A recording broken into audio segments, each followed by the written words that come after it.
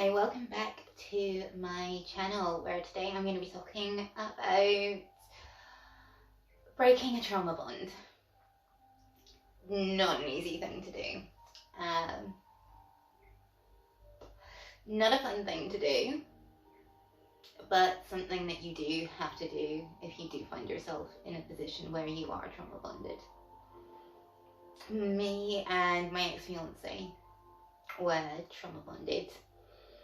Not intentionally, it was a clash of mental health conditions.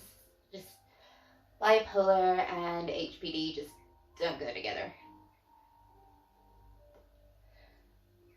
And the thing to realize is when you get trauma bonded, because there's been kind of abuse going both ways, toxic behavior going both ways, upset both ways,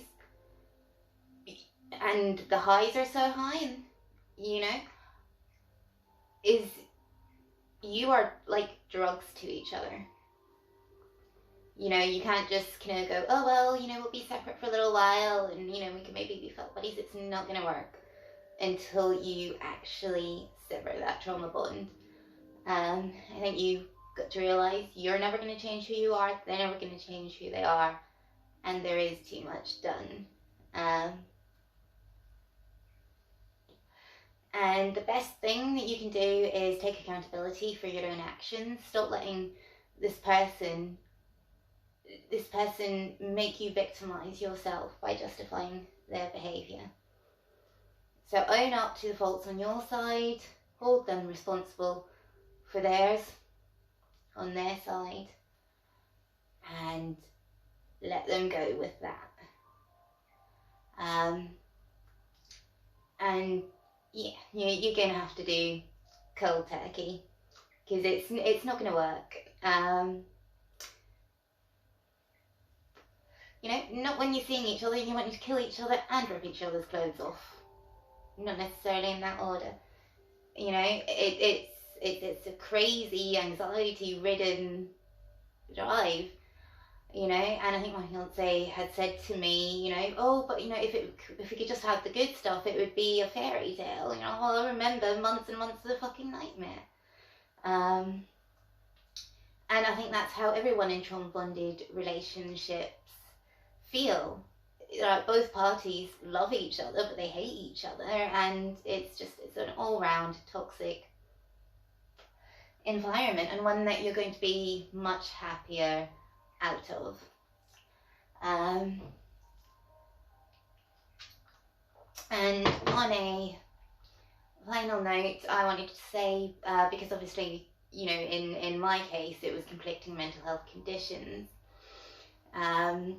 Having been in support groups for partners of people with bipolar, a lot of the time these relationships do end up abusive, especially if they're not properly medicated and treated, and even then.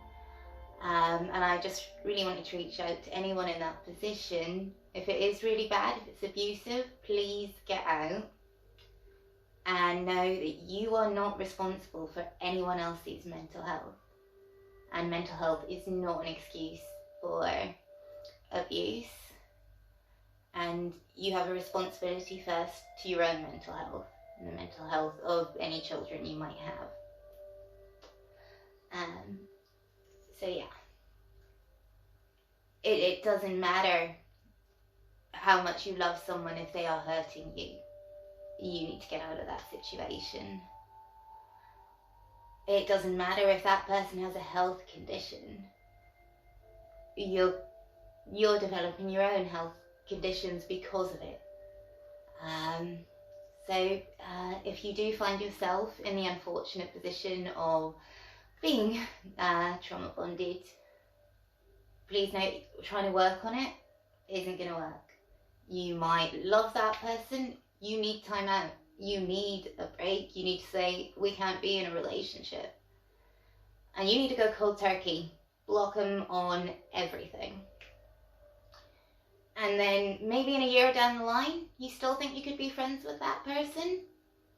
Maybe reach out to them.